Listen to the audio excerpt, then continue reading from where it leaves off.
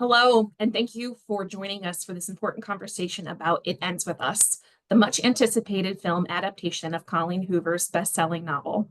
My name is Megan Hennessy. I'm the Executive Director of Resilience, Advocates for Ending Violence, a nonprofit serving Ottawa and Allegan counties of West Michigan. Today, I'm honored to be joined by several of my colleagues whose tireless work supports survivors and prevents domestic abuse in our community. Before we introduce our panelists, I want to acknowledge the widespread attention It Ends With Us has received since its release. While the film has sparked conversation, it also has raised concerns, particularly for survivors of domestic violence. In today's panel, we'll be discussing how the film could potentially trigger those with lived experience of intimate partner violence. We'll also dive into the critical role media plays in representing these topics responsibly. We will also evaluate how the film portrays domestic violence, whether it presents a realistic depiction, and whether the abuser's character is oversimplified or insufficiently held accountable for his actions. We have a lot to cover, so thank you for being here for what promises to be a meaningful discussion on trauma, healing, and the responsibilities involved in telling sensitive stories on the big screen. Before we begin, I'd like to offer a content warning. This conversation will address difficult subjects, including domestic and sexual violence, emotional abuse, and trauma. If you find any part of this conversation triggering, please prioritize your well-being and take care of yourself. I'd like to introduce our panelists who each bring unique insights and expertise on the topic of domestic and sexual abuse. We have Alyssa Swihart, Brad Hefia, and Suzanne Caterberg, along with myself. I'd like to thank all of our panelists for being a part of this important discussion and take a moment to have us introduce ourselves. As I said, I am Megan Hennessy. I'm the Executive Director at Resilience Advocates for Ending Violence. I am new in that role, but have been there since 2017. I am in my late 30s. I have shoulder-length brown hair and blue-rimmed glasses. And I'm excited to talk to you guys today about this movie. Brad, do you want to go next? Sure thing. It's great to be here. An honor to be in the space with you all. I'm Brad Hefia. My pronouns are he, him. I'm the Healthy Manhood Coordinator at Resilience on the prevention team. I've been at Resilience for 6 years now, almost 7.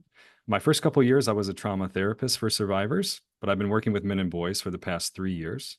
I have my bachelor's degree in women and gender studies, my master's in social work, and I am a white male, 30 years old. I've got my glasses on today and a little man bun that I've been working on for quite some time, and just a little bit of facial hair, as well as a pink shirt with a gray and white flannel. Elisa, I'll pass it to you. Thank you. My name is Elissa Swihart, and I cannot even find the words to express how excited I am for this conversation today. I just celebrated my 5-year survivorship anniversary in late July. Thank you. And I am also the founder of the DV Survivor Sisterhood, which is a parent company to my podcast called Dismiss True Stories, where I help survivors of domestic violence share their stories, because I believe that that's what happens to our stories, is they are often dismissed. And also the families of the victims who unfortunately did not make it out alive share their stories as well. I do have a professional broadcast background, and I am also a life coach in a national coaching collective called It's Your Story to Tell, where I help survivors navigate what survivorship actually looks like in the real world. I am 35. I am wearing a pink and blue striped shirt. I have long brown hair, hazel eyes, and yeah, I'm just very excited to be here. Thank you. Well, I'll go last. I'm Suzanne Caterberg. I use she, her pronouns. I'm 61 years old, and I am the Crisis and Supportive Services Coordinator at Resilience, in charge of the 24-hour helpline and crisis services for advocates. And I have been at Resilience for 3 years. I have 24 years of experience in the domestic and sexual violence field. And so both as an advocate, as a forensic nurse assistant and a trainer of individuals in this work as well. I am wearing a sweater, a little chilly in my office today, a pink sweater with a white shirt, and I have blue glasses on and short hair. And I am also excited to be on a panel with wonderful panelists here in great conversation that we hope to have. Awesome. Let's start talking about this movie. So it ends with us, generated a lot of conversation around The Office and a lot of conversation, nationally around the depictions and representations around domestic abuse. I'm wondering how accurately do we feel that the emotional and psychological effects of domestic violence on survivors and their support systems, how do you think how do you think the film portrayed that? Alyssa, do you want to start with that question? Sure. I think that when it comes to, there's one instance that I felt was pretty accurate when it comes to how you feel when faced with abuse and in that situation. And that would be Lily's mom, how she pretended like it never really happened and made excuses for her husband, her abuser. And I think that's very common when you talk about all the grooming, gaslighting, and manipulation that you experience as a victim. However, when it comes to like Lily's experience, she seemed almost not that bothered for being in that situation, which I didn't feel was very truthful. Because everything that you experience, it's a game for oftentimes, your abuser. It's a mind game. And so when you are in that situation, you're constantly trying to think 10 steps ahead to be ahead of them for your own safety. And it very much seemed like she still kind of had it together. And that, at least my lived experience, I was just trying to make it from minute to minute. So. Yeah, it's interesting that you talk about how the comparison between her and her mother's experience, right? I think the part of the movie that broke my heart was when she said, I didn't want to become my mother, I didn't want to become her. And I think that intergenerate a lot of secondary survivors of abuse have that fear and also have this belief that there's a good way to be a survivor and a bad way to be a survivor. And when Atlas, the character, goes you didn't become her, I just kind of shifted in my seat, but we're all her, we are all doing the best that we can with the internal and external resources that we have. And Lily's mom did the best that she could with with the town's pressures, with the way things were different for her than they were for her daughter. And I think throughout the story, she found a little bit more empathy for her mom in that situation. But that line, it just really stuck with me of man, we were so close to more empathy. I will say, I thought that the film was kind of brilliant in the way that they, as a feature of the film for the viewer, would be to show Lily's response to the abuse in a minimal way that made the viewer kind of question, oh, was that just an accident? Oh, that was just an accident, right? That's the point, yeah. And what you noticed is, so at the end of the film, they're showing the reality of the same situation from what really happened. And I think that was helpful for the viewer. If you want to say, did I connect? I found myself, and I know this, right? I found myself questioning, oh, well, that was just an accident, right? Oh, so I was already caught up in what many people feel, which is kind of that gaslighting, or questioning yourself. That was just an accident, or was that on purpose? Right. So I just thought that was done actually really well. To So, piggyback off of that, when she fell down the stairs and she Yeah. came to, and he Yeah. was running over top of her, taking care of her, Mhm. just being this gentleman. But at the very same time, he's just completely gaslighting her into believing like what she thinks happened didn't happen. Right. Yeah, I heard a man in the theater say, "Well, that one was her fault."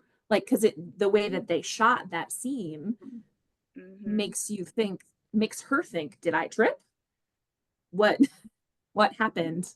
And even the order of events, I thought that was pretty neat that you weren't totally sure what the order of events were, because that also happens in traumatic experiences, that it takes a while for us to understand the order of those events. But in terms of like how much of a mess afterwards as you're picking back up, I want to go back to that too, because like I think there was more like movie summing things up, moving on, and a healing journey happening in a like Yeah. flash forward sequence versus like what actually happens. Um, what aspects of Ryle's abuse felt true to life or not true to life? What about like the complexity of his abuse um, felt accurate or inaccurate? well, I feel like who Ryle was this individual who had this traumatic experience in childhood, which again, I think mirrors some of what I hear with survivors all the time, right? He's had a bad childhood or he had these terrible things happen to them. Now, and it doesn't excuse the choices that the person makes for being violent, but I feel like that is sometimes a theme that we see with survivors that who are highly empathetic individuals who have this empathy for a person who's experienced trauma. So that piece could be true. Again, not an excuse for the choice, but I also was a little concerned about the lack of what I would have considered to be more controlling behaviors that the film didn't seem to um, have in it that you would is really almost in every single experience of a survivor. So that controlling behavior isn't just with a physical incident. There's usually some additional, not, I mean, there was some jealousy, but more intense kinds of stalking or calling. There were just little pieces of it here and there, but you would see that pretty consistent otherwise in an abusive relationship. Yeah, For I think. example, go ahead, Oh, Brad. sorry. No, go for it. For example, one moment that really stuck out to me in the movie that I was like, it definitely wouldn't happen that way, was when she ended up going um, to Axel um, the night after he tried to bite off her tattoo. Um, and she ends up being able to stay the night with him, be in the hospital, and there is no scene um, that shows him repeatedly calling her or trying to get a hold of her. And I'm like, those messages most certainly would come one right after the other. And it's not just for like a 5 minute span of time. I'm talking this would happen all night long. Um, to where, because they don't want you to really have a moment to think, and you can't decompress from a situation. You're just always in it and always in survival mode. Yeah, I think both of you bring up some great points. Suzanne, when you were talking, it made me think about that saying that we're all familiar with, that hurt people hurt people.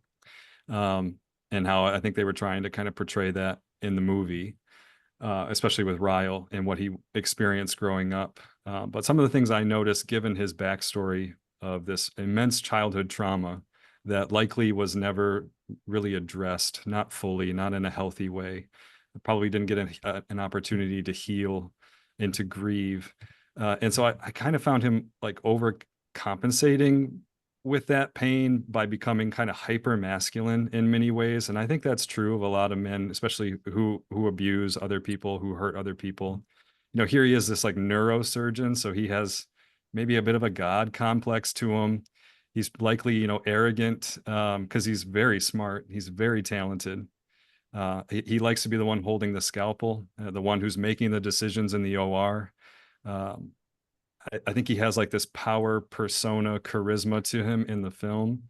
And I think oftentimes abusers have charisma. They have um, a way of talking to people. It's like gravity. It pulls them in. It lowers the defenses and the armor. And I did appreciate, while a lot of it was missing, there were some moments where I saw some of those characteristics in his character that I think for a lot of survivors, they also experience that from the person who's doing harm. You know, he's a smooth talker here. Everyone at work loves him. No one would ever guess. And I think they tried to portray some of that with Ryle. Mhm. Yeah, and he's not portrayed as strictly a villain either. Right. Like Yep. he's charming and romantic, and I think I saw like online comments of people even saying like, I don't know, I'd still choose him even because of Wow. how charming and handsome Yep. and Successful. mhm. I'd like to say something about that because I think that what happens when I have met with survivors too, we talk about like, how did you meet this person? You know, what did that look like? And we hear like the great, wonderful person that they were, right? Like they fell in love with them for a reason. They connected Yeah. for a reason. And that great, wonderful stuff is always there. And I think we forget that it's always there, right? It's a lot in the beginning, but like any of us, we show the best of who we are, right? When we are in a new relationship. And eventually what we discover is who that person really is. So the great, wonderful is there, but maybe it's much smaller. And we spend, most of, at least survivors spend a lot of time trying to get that great, wonderful back, the one that they met, the wonderful all the time kind of person, no, with just a little stuff that they didn't like, rather than this little bit that's there. They want to get that back. So I feel like that's, that the movie does show this person that seems kind of wonderful in the beginning. I think that is the story for most survivors. That is, the person they met isn't the person they left, right? And so that's what we want to, make sure that folks understand. Mhm. Yeah. What did you think about like the portrayal of trauma and healing? I think I mentioned a little bit earlier about how condensed it felt, and it kind of needs to be for a movie, right? Like at the end you kind of have a flash forward scene, and then you run into Atlas a year later, and um I I thought a lot of how they played out Lily's emotional struggle, like the way that you can almost see her numb and compartmentalize, kind of come to the realization of the truth, of that this is an abusive relationship, that in order to keep herself and her child safe, some changes need to be made, um, and I think too, like the showing how she has such a strong responsibility for his internal world, like she's in charge of his feelings, I think was a pretty accurate portrayal, and healing is nonlinear, and I know that you gotta wrap it up for a 2-hour movie. But any thoughts on that?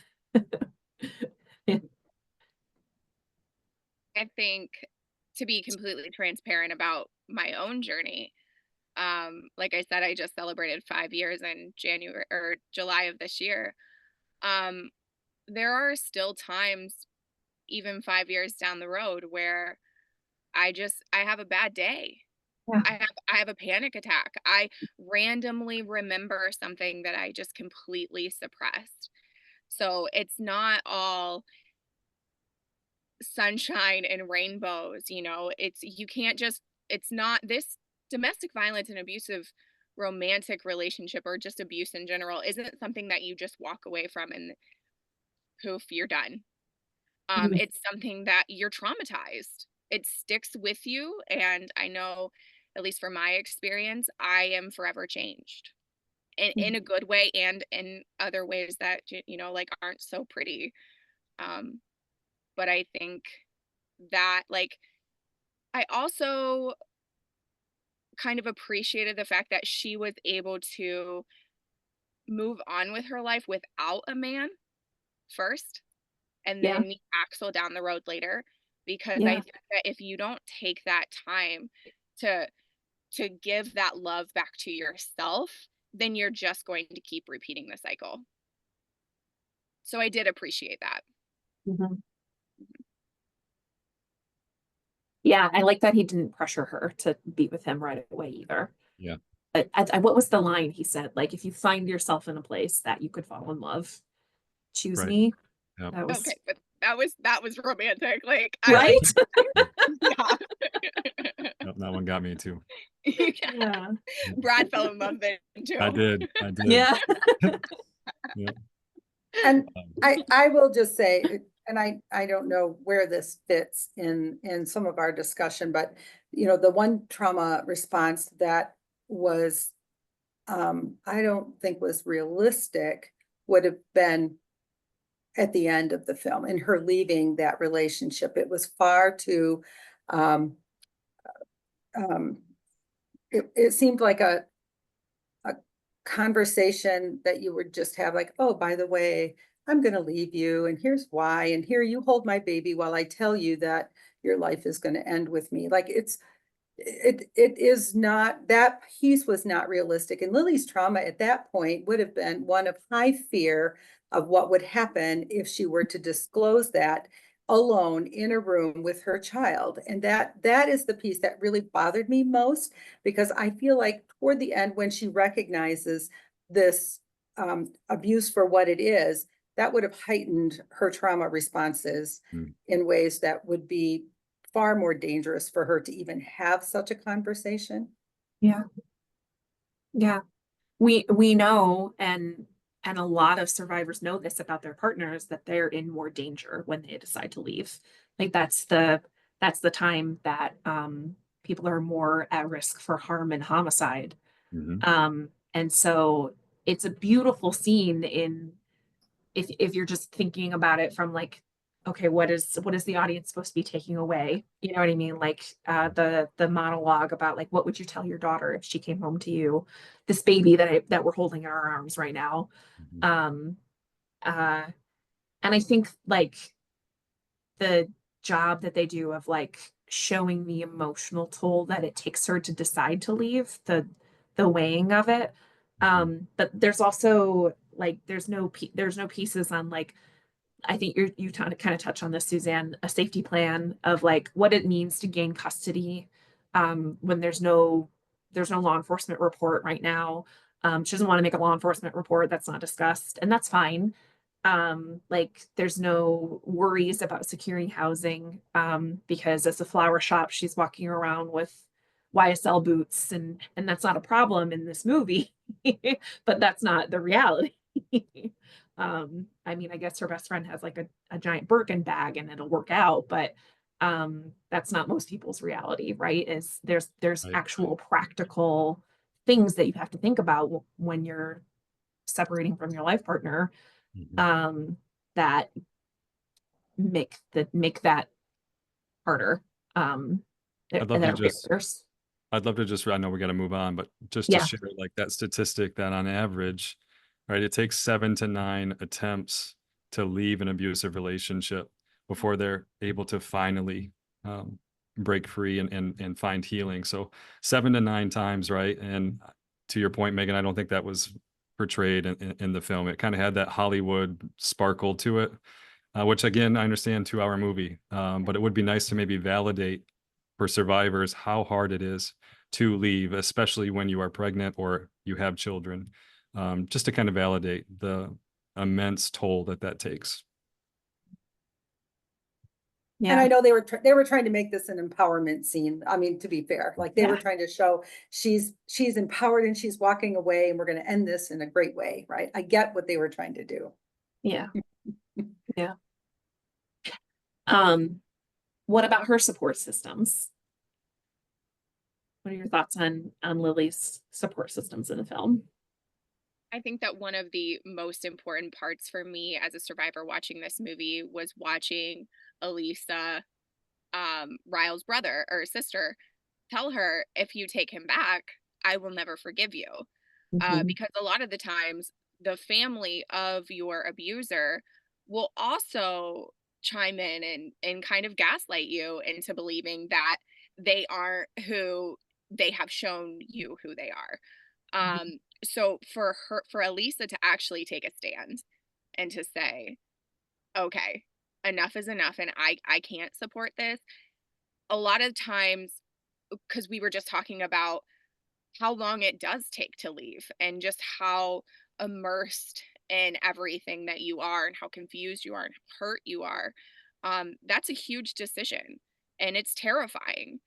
Um, and when you go to people to help for help or to have these conversations of like, I don't know what to do, a lot of the times that conversation that you're bringing to someone is way too much for them to hold space for. And oftentimes or victims will leave being even more traumatized when they go to look for help, instead of feeling empowered and ready to move on. In my situation, all it took, because I was constantly hearing the things that we were talking about before. Oh no, he's funny. He's joking around. Everyone likes him, kind of thing. And all it took was one woman to walk up to me after something that she had witnessed and said, "Girl, you gotta go." And that's what it took for me, because I was like, wow, I'm not crazy. Somebody finally sees. I have goosebumps even sharing that story. Like, that was the moment that I was like, okay, I gotta go. Mhm. And I And I think that think that was so important. I think you are exactly right on, because what you point out is that it really just takes one person, right? And that's what we sometimes do when we're meeting with survivors, is we try to help them identify, is there one person that you can tell what's happening to you? Is there one person you can reach out to? Because, the truth is anyone will make that decision like you did, Elisa, that one person spoke up, or that one person was there. And if you can identify one person, that's a support system, right? We can expand from there, but you just need one to get started. And if you could be that one, like that's the difference, right? That's what gets people from staying to actually believing that they could have a different life. Mm-hmm. There was How a did you? survivor that I interviewed on my podcast, and I always ask them, if you could give advice, what would you say to any other victim who was looking to leave? And she said, if a victim comes to you and shares their experience of abuse, just know that they're only giving you about 40% of the truth. Mhm. And that has always stuck with me, because that is so true. Mhm. So if you could be that one safe person in somebody's life where they feel that their life isn't safe at all, that is a game changer. Can I ask oh, I'm sorry, Megan, go for it. I was going to ask, how did you think about the way that I Yeah, can't decide if she phrased it jokingly or seriously as an ultimatum when it she felt said, serious to me. was it serious? I It, couldn't. that was going to be my question too, because in the moment I like, okay, I love the assertiveness in terms of like, I want my friend to know that this isn't okay and that you Right. don't deserve this, and like this is, we need to act, and I appreciated that, but Yeah. the tone of it and like the ultimatum of, she looked her dead in the eye and said, "I will never speak to you again." Yeah. And I was like, whoa, this is like her only friend in the movie. Yeah. She's not Yeah. close. She's not like close to family. Like this is her one person. Mhm. And I felt like, oh, you had good intentions, but was the delivery what we're looking for? And so I just passed that out to you all. Would love to hear your thoughts. Maybe it was. I went back and forth on whether she meant it literally or not. Yeah. Um, I feel like that's sometimes just how girlfriends talk to each other. mhm. Mhm. Um, I I talk to my friends like that sometimes, and it's Yeah. not, and we know that we're joking. We know that like I literally couldn't live without you kind of thing, but and that's maybe how she meant it. I'm not 100% sure, but I know that if um somebody came to me in that situation, I know that I would just completely open myself up and make space for them, I wouldn't be saying, oh, I would never talk to you again. I would say I would never support your relationship, but do I support you? Yes. I mean, I feel like I have had survivors, however, tell me that they don't have contact with their friends because their friends have kind of put up that boundary. Yeah. And so when we try to encourage them to reach out, they're like, well, I can't, I don't want to bother them, or I don't want to, they already told me. And I challenge that and say, well, try again, right? Like they get to decide whether or not they're going to respond. You don't get to decide for them. Let them decide, right? Mm. And if they choose not to, that's okay. We'll find someone else.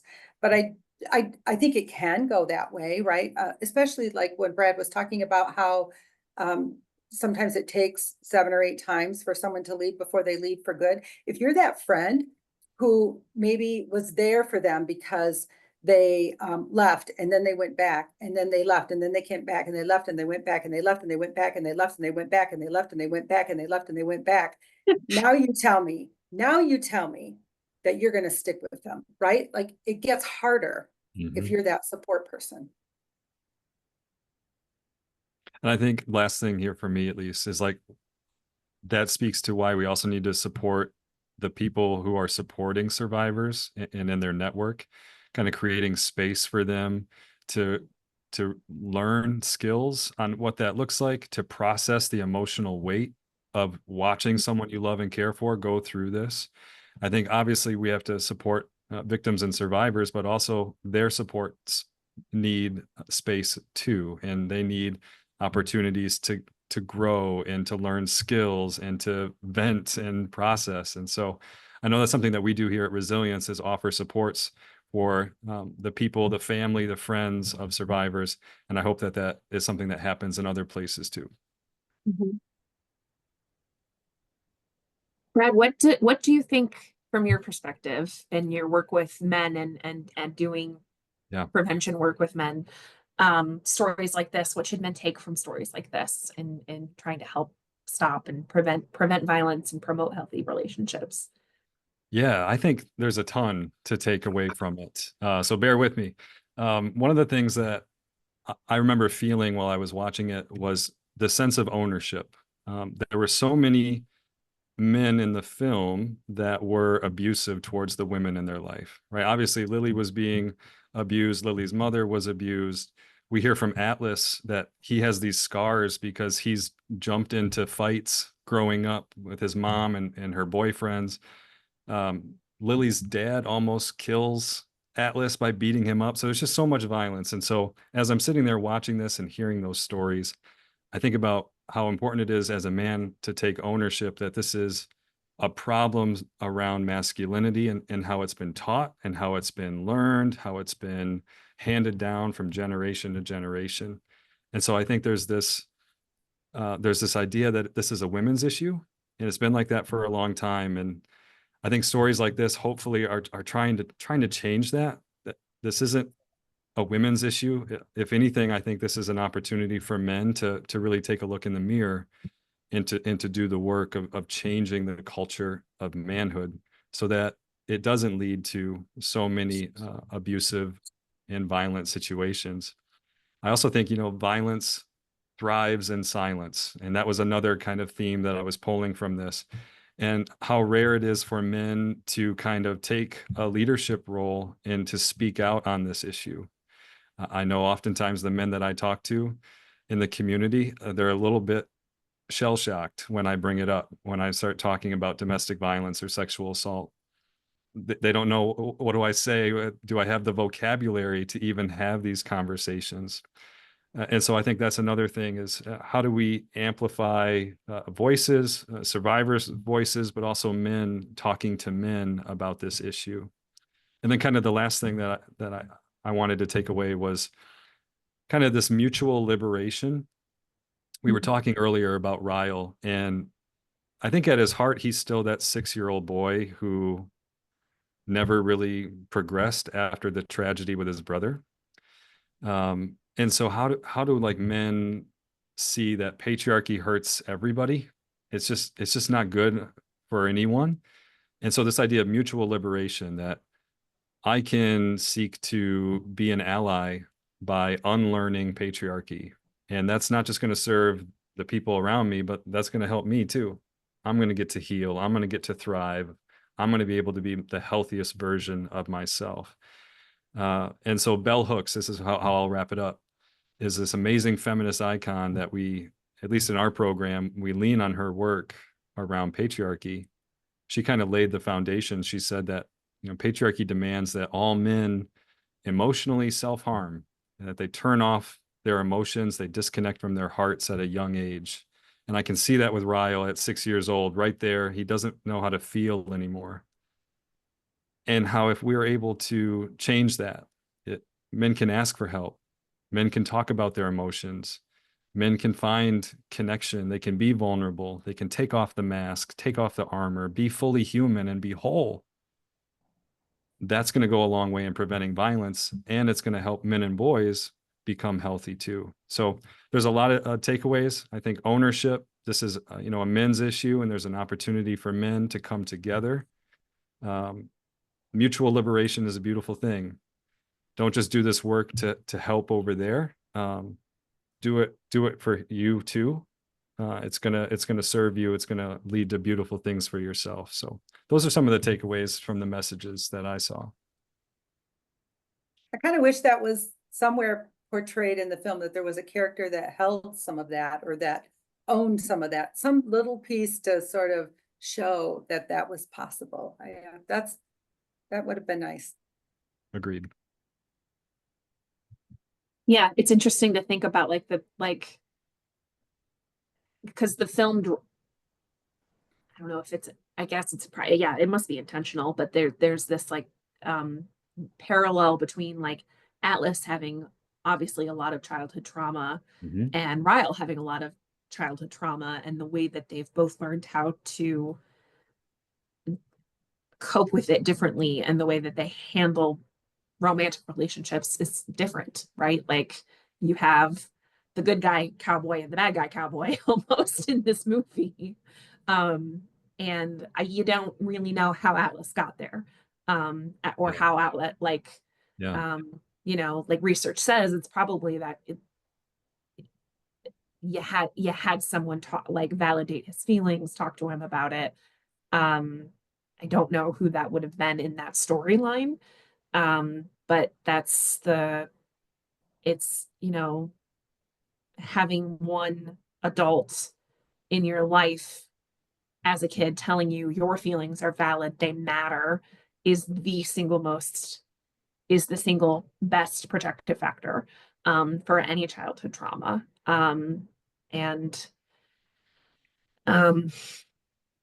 Yeah, there's this element. I remember too, as you're speaking, it's not in the movie or in the first book, and it's been so long since I read books, but Marshall kind of steps into not so much a real protective factor, but he just kind of backs. He doesn't lead the charge, but he backs the decision of the women up in the second book.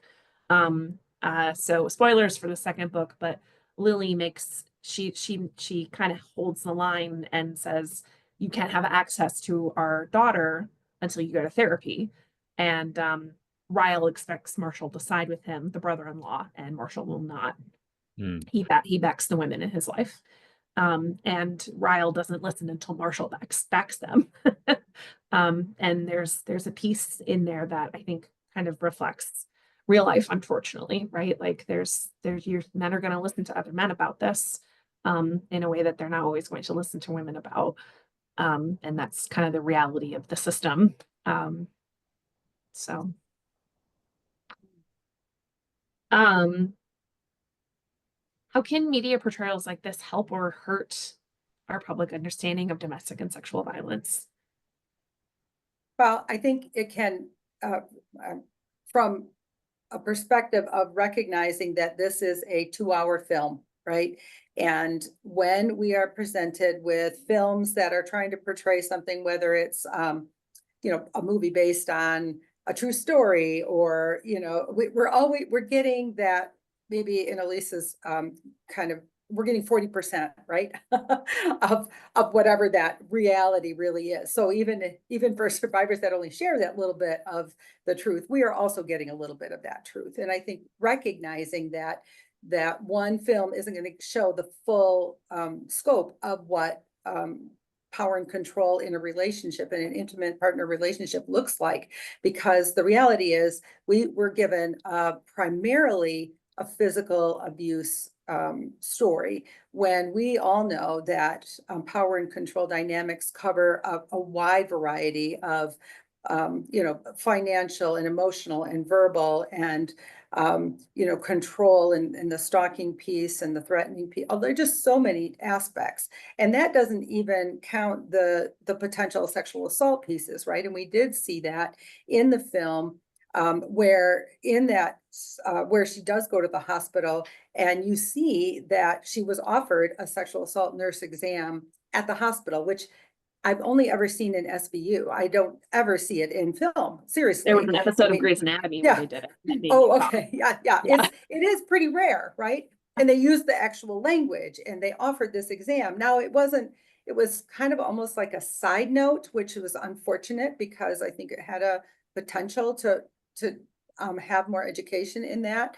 But the reality is, right, sexual assault happens within our intimate partner relationships. It can still be non-consensual. And so the fact that was offered is good. There were some things that weren't correct about that, right? So like in our program, we have a suite that we would do that in a private setting. A lot of places do them in hospitals as well. But there's always an advocate present, right? They're never alone in that. And they're always offered choice. Nobody's going to examine them without their consent. So again, this scene was very awkwardly placed in some ways. That wasn't given any other context to it. I mean, so I'm happy that they at least mentioned it. It was just unfortunate that it wasn't as complete as it could have been, because that is the reality. And again, if we're looking at how media portrays that, yes, we could have, we're always going to get little bits of slants on things.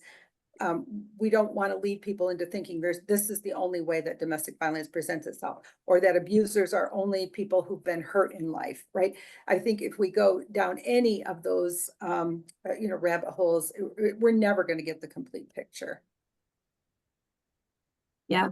When you're talking about like having a part of that exam that you didn't consent to, like when we think about like sexual assault exams, or like media does, like sometimes the name for it is like a rape kit, right? So sometimes you kind of think about it only as like an OBGYN appointment, or only a pelvic exam, but we're looking at like all of the potential injuries, or all of the, like it's a full head to toe exam. And so I know for some of our staff, to see them offer a SANE exam and then still examine she turned it down, and then they still examined the mark. We're all going, whoa, she said no. Yeah. But I assume that I don't know, maybe the writers intended that Lily was saying no to a pelvic exam, but wanted her injuries checked out. But that is a SANE exam, right? Like at Resilience and a lot of our sister agencies, it's possibly to collect evidence. We have that as an option for survivors. And it's to provide all over medical care. So to check injuries like that, to talk about medication options, and to collect evidence if you would like to make a law enforcement report now or in the future. But the nice thing about programs like ours is that you don't have to make that decision that day, or at all. You don't have to. Well, and I think for Lily, that was, I think her response. Unexplained. Yeah. Well, but it was a hospital, so that might not have been. But also, I don't know that, again, if most people, I mean, she was married to this guy. It wasn't in her thought process to like do a police report, let alone a rape kit. And people assume rape kits mean that you're going through with a law enforcement process. You're not. And so, that piece in the film maybe could have been a little bit more fleshed out, just so that it could have been validated that, yes, this happens with your partner, is still not okay. Because Yeah. a lot of our society still believes that you can't be raped if you are married to this person, or, you know, that's, he gets to do what he wants, or you can't, yeah, you can't cry rape. I mean, it's just a societal kind of shift in thinking, but it still exists in some cultures and in some religions and, you know, other old patriarchy kinds of norms. Yeah.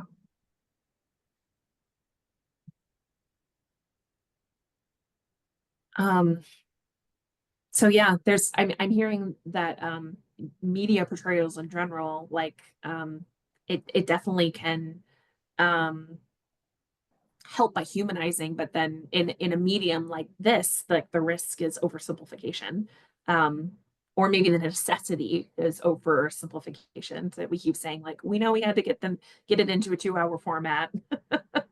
And the education piece that is a part of our agenda isn't necessarily, you know, their goal was to entertain. But Yeah, a Lisa, lot of I was going to ask Elisa, if you, I mean, have you had or interviewed folks on your podcast who question their abuse because maybe it wasn't physical, or maybe they questioned, you know, some of that in general? Because I feel like that's what I worry about in looking at this film that way. 1000%. I still, even for myself, question, did I make it up? Even 5 years later, after all of the therapy, and all of the inner work that I've put into myself. Even one of the things that I always say to clients that I work with, to other survivors that I talk to, is we don't compare trauma. Like, your trauma is your trauma, and you're dealing with it how you're dealing with it. And so this person may have been physically or sexually assaulted, and you were, you know, mentally and emotionally abused. The thing that I want every victim and survivor and support system, or whoever is listening to this, to understand is that a punch to your mental health or a punch to your body is still a punch nonetheless, and it's still abuse. And so we don't compare traumas, we don't compare abuse, because the things that you are experienced traumatized you. They've changed you. They changed the way that you look at yourself, the way that you think about yourself, the way that you see yourself as a person. And I know that I've talked about invisible bruises before. And that's another reason why we don't compare trauma, because for me, I was physically hurt, but that has since healed. And the things that I am still very much dealing with are flashbacks, are panic attacks, are the voices in my head that narrate my day to day sometimes that I swear is him. And so, Thank you. Thank you for asking that question. Mm-hmm. I had a feeling, because I hear this over and over about the impact, the deep emotional impact of the words that are used against survivors, and how painful that is to heal from, right? I mean, we in our head would know this, right? Like, if somebody told you every single day that you were stupid, you're going to grow up feeling stupid, and you're going to have to fight what that means. Well, these survivors, very often, that voice has so much power. It had so much power at one point, right? And so you spend your whole life trying to make sure that that voice doesn't have any kind of elevation. But it's like trauma is cyclical. It just kind of, it's the everyday work of healing. It's, I think, more than anything else in this film, we learn how important it is for people to do their own work of healing, whether, you know, whether it's Ryle, or whether it's Atlas. Atlas, or Lily or her mom. I mean, everybody had their work to do, to heal. We all have our own responsibilities to do our own work. And it's only if we do that work that we can ever come to a place where we can talk about this in any kind of healthy way. Mm-hmm. I think too, I did have a very open conversation with other survivors after I watched the movie, letting them know, hey, I'm having this conversation. I want you to weigh in with me, because it's not just my voice. I speak on behalf of every survivor.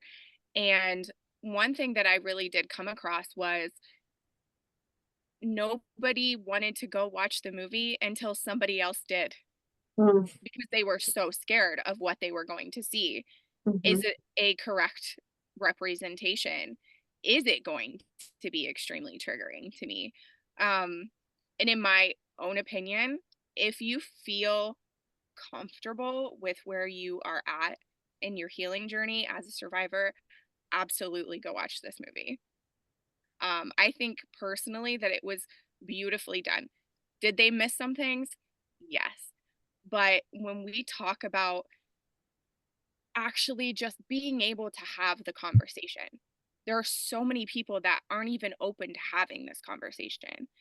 And now we're seeing things in the media that are opening these conversations for people who are like, maybe I could learn a few things, or maybe I was wrong. The one complaint that I do have is really going along the lines of like, abuse is only he hit me, when it's so much more. I wish that they would have shown a little bit more of that. Because it doesn't just start physical, usually. It No, starts with It's so really many rare. Yeah. little, yeah.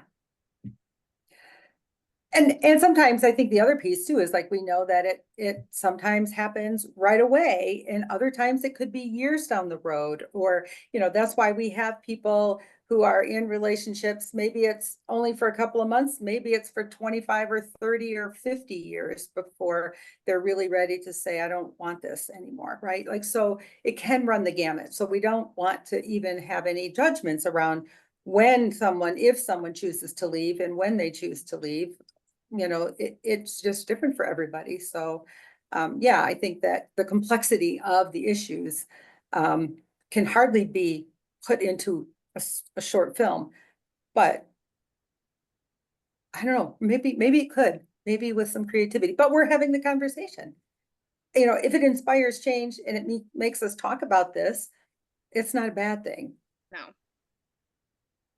And I appreciate that. When I think about the songs that I've heard that address domestic violence, the movies that I've watched, the shows that I've watched, like Made was a huge one for me, where I was like, wow, this is my life. Because after I left, I ended up cleaning Airbnbs. So I was like, wow, they stole my life. And the other, like, I talked to you guys about the Tina Turner Broadway show. I think when it comes to the media and in whatever like vessel portraying domestic violence in a way, I think it's just kind of like you put the listener or the viewer in a position where you're telling them how to feel. And art in that way can reach so many more people, instead of just like sitting down and saying, hey, here's a cup of coffee, let's have this tough conversation, which so many people, I mean, Brad, I'm sure are so closed off and just like not ready for those conversations. So I'm very thankful for a medium that at least opens up these types of conversations. Megan, you said that you unpacked this movie with a friend who was also a survivor. I also went with a friend who was a survivor, and we sat in my car for 3 hours afterwards eating chicken nuggets and just talking about everything. And I'm just so thankful for a medium that can not only bring survivors together in their support systems, but also open up a dialogue. to where like you may say something that all of a sudden opens a door in someone's mind to be like, oh wow, I get it now. I think that's beautiful. That's I was huge. thinking too, what the difference between, every generation has there's some, like I have referenced in the past, like the burning bed, that was like the first big, I don't know, like serious sort of domestic violence. But, what's different is like we have Brad sitting here talking about the, the masculinity and the responses by men. They weren't part of any of those conversations in generations past, right? So what's changed is now we're bringing to the fold a fuller picture of everybody who needs to be at the table in this conversation. Said. I want to thank each of you guys for being a part of this discussion and being a part of that in general, and reflecting on this piece of media. These conversations are essential, not just for understanding the impact of stories like this, but in pushing us to challenge harmful norms and elevating survivor voices. As we wrap up, I want to encourage everyone to continue reflecting on the key themes we've touched on today, how we can better support survivors, the importance of nuanced portrayals, and the role each of us can play in preventing violence. It's through these ongoing conversations and actions that we can inspire real change in our communities. Thank you again to our panelists for their valuable insights, and to all of you for listening. Let's keep this dialogue going, and together we can build a future where stories of justice and healing lead the way to a world free from violence.